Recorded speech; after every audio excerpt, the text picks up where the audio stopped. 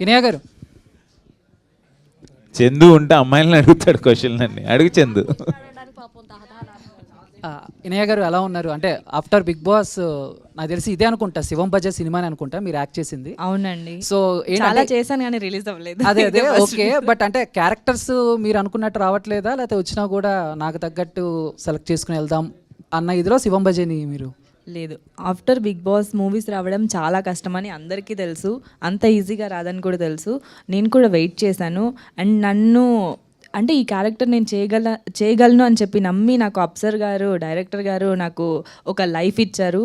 I'm so happy and life full గ్రాటిట్యూడ్తో ఉంటా అప్సర్ గారికి. Thank you so much sir, నాకు ఫస్ట్ లైఫ్ ఇచ్చారు. అండ్ నేను ఈ మూవీ కూడా ఇంత ఫాస్ట్గా వస్తుంది అనుకోలేదు. దీనికి ముందు షూట్ చేసినవన్నీ ఇంకా అలానే ఉన్నాయి, ఏది కాలేదు.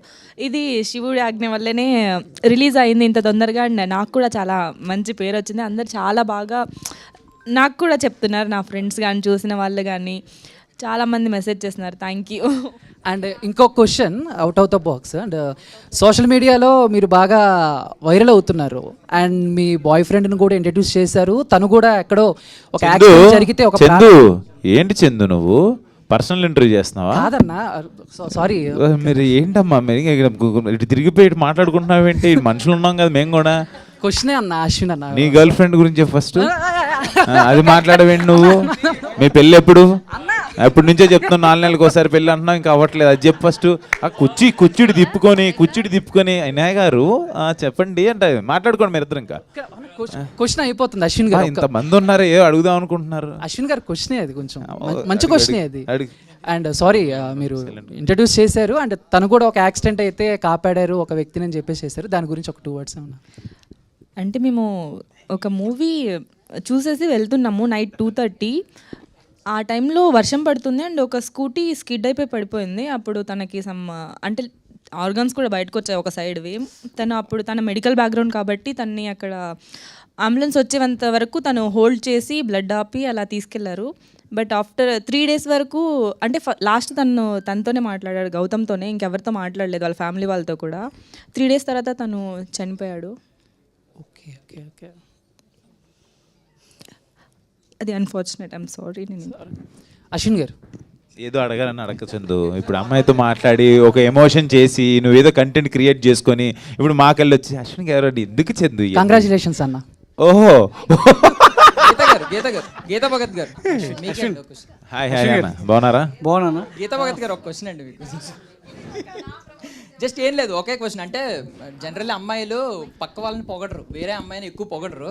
బట్ మీరు వచ్చిన హీరోయిన్ అందరినీ వెరీ బ్యూటిఫుల్ ప్రెటీ అనాల్సి వస్తుంది. ఇక్కడికి వచ్చాక ఆ క్వాలిటీ తెచ్చుకున్నారా, లేదు ముందు నుంచి చిన్నప్పటి నుంచి ఆ క్వాలిటీ ఉందా మీకు? First thing they paid no, ఎవరు వచ్చినా నేను పొగుడతాను. So thank you so much. ఇది కదా గీత అంటే అమ్మాయిలుగానే ఉంటారు, ఎవరిని పొగడరంట చెప్పేసి. ఫస్ట్ క్వశ్చన్ నీదే, లాస్ట్ క్వశ్చన్ నీదేనా? లాస్ట్ క్వశ్చన్ అనేది. First of all title card నుంచే చాలా ఇంట్రెస్టింగ్ క్రియేట్ చేసి సినిమాలో ఆశాంతం కూర్చోబెట్టేలా చేశారు. ఒక మంచి కాన్సెప్ట్, అటు పెట్ల వరకు కావచ్చు, ఇటు డివైన్ నమ్మే భక్తులకు కావచ్చు. అయితే మన తెలుగు సినిమా అయితే భక్తి లేదంటే రక్తి. సో చివరికి ప్రేక్షకులకు కావచ్చు, ప్రొడ్యూసర్కి ముక్తి లభిస్తుందా లేదా అనేది చాలా సస్పెన్స్గా ఉంటున్న టైంలో సినిమా మీద డివైన్ ఎంతవరకు ఉంది, అది మీకు ఎంతవరకు వర్కౌట్ అవుతుంది? మీరు సినిమా చూసారన్నా? Yeah, thank you. నేనేమంటున్నా అంటే శివుడు ఆజ్ఞ లేనిదే శివమైనా కుట్టదంటారు. ఈరోజు మనం అందరం ఇక్కడ నిన్న రాత్రి ఇప్పుడు 12:30 ప్రెస్ మీట్ అనుకున్నాం. ఇప్పుడు టైం ఎంత అయింది?